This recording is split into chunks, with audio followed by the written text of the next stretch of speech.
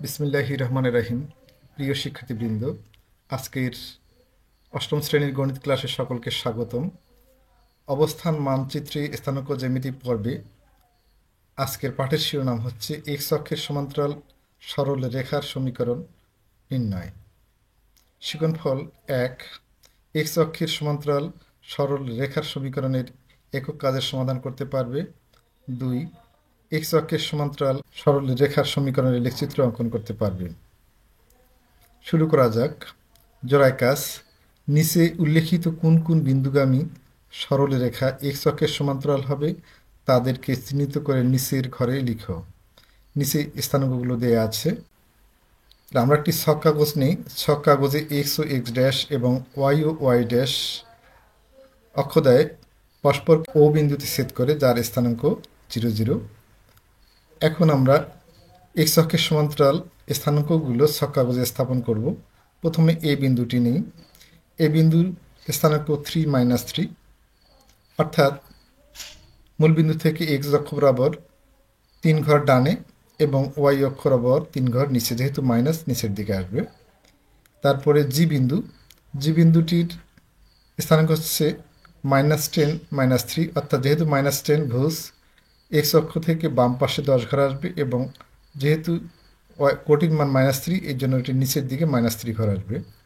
এভাবে আমরা আই বিন্দুটিকে স্থাপন করব।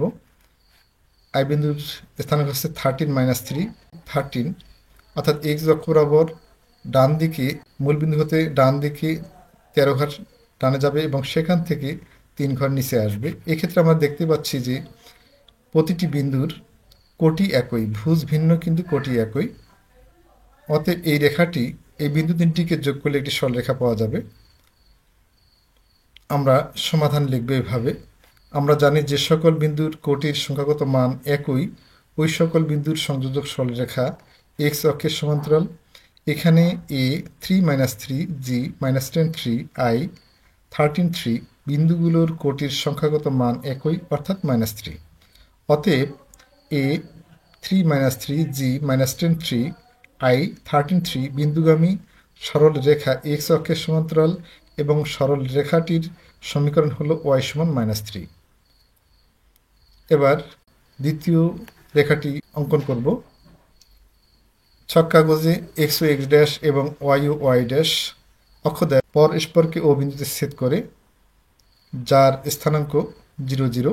বি বিন্দুর স্থানাঙ্ক 4, 4, অর্থাৎ বি বিন্দুর স্থানাঙ্ক ভুজ এবং কোটি উভয় ধনাত্মক। এর জন্য মূল বিন্দু থেকে এক্স অক্ষ বরাবর ডান দিকে যাবে 4 ঘর এবং যেহেতু কোটি +4, এই জন্য এখান থেকে আবার ওয়াই অক্ষের সমান্তরালে যাবে 4 ঘর।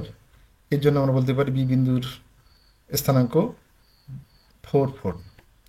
অনুরূপভাবে সি বিন্দুকে আমরা স্থানাপন্ন করি -6, 4, অর্থাৎ যেহেতু ভুজ হচ্ছে -6, তাহলে মূল বিন্দু থেকে বাম পাশে 6 ঘর এবং কোটি +4, এর জন্য এখান থেকে ওয়াই অক্ষের সমান্তরাল উপরে 4 ঘর। এরপরে ই বিন্দুর ভুজ হচ্ছে -8, তাহলে সেটি মূলবিন্দু থেকে বাম পাশে এক্স অক্ষের বাম পাশে 8 ঘর আসবে এবং কোটি যেহেতু +4, এর জন্য উপরের দিকে 4 ঘর যাবে। এবং এল বিন্দুর স্থানাঙ্ক হচ্ছে 18, 4। এই বিন্দু চারটি যোগ করলে আমরা একটি সরলরেখা পাবো। সমাধান। আমরা জানি যে সকল বিন্দুর কোটির সংখ্যাগত মান একই, ওই সকল বিন্দুর সংযোজক সরলরেখা এক্স অক্ষের সমান্তরাল। এখানে বি 4, 4, সি -6, 4, ই -8, 4, এল 18, 4 বিন্দুগুলোর কোটির সংখ্যাগত মান একই, অর্থাৎ 4। অতএব বি 4, 4, সি -6, 4, ই -8, 4, এল 18, 4 বিন্দুগামী সরল রেখা এক্স অক্ষের সমান্তরাল এবং সরলরেখাটির সমীকরণ হলো y 4। এবার আমরা তৃতীয় এক্স অক্ষের সমান্তরাল সরলরেখাটি নির্ণয় করব। এখানেও এক্স ও এক্স ড্যাশ এবং ওয়াই ও ওয়াই ড্যাশ অক্ষ রেখা দ্বয় পরস্পরকে ও বিন্দুতে ছেদ করে, যার স্থানাঙ্ক 0, 0।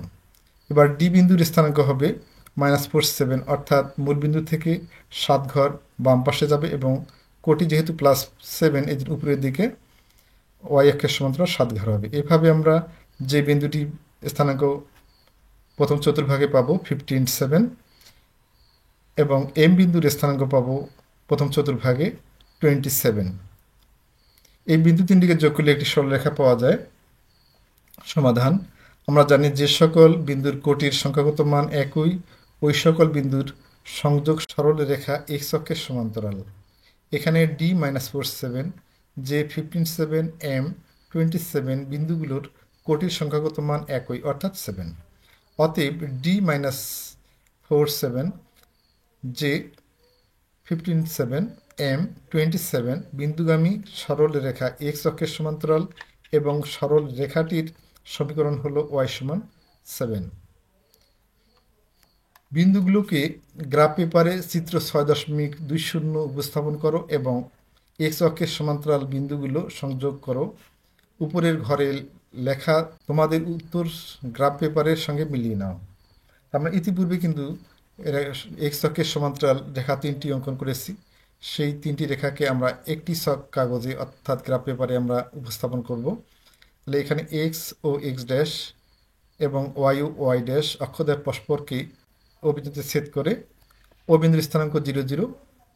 তাহলে আমরা প্রথম যে রেখাটি পেয়েছিলাম, এখানে 3টি বিন্দু জি, এ এবং আই।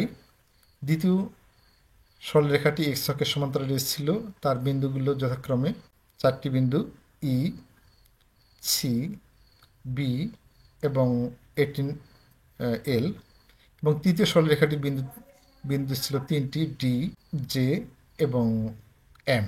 উপরের পর্যবেক্ষণগুলো থেকে তোমরা কি কোনো সাধারণ সিদ্ধান্ত নিতে পারো? হ্যাঁ, আমরা একটি সিদ্ধান্ত নিতে পারি।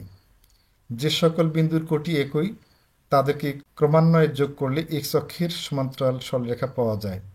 আমরা 3টি সরলরেখায় দেখলাম যে ভুজ ভিন্ন ভিন্ন হলেও কোটিগুলো একই। যেমন প্রথম সরলরেখাটিতে ভুজ আলাদা কিন্তু কোটি -3, প্রত্যেকটা বিন্দুতে -3 ছিল।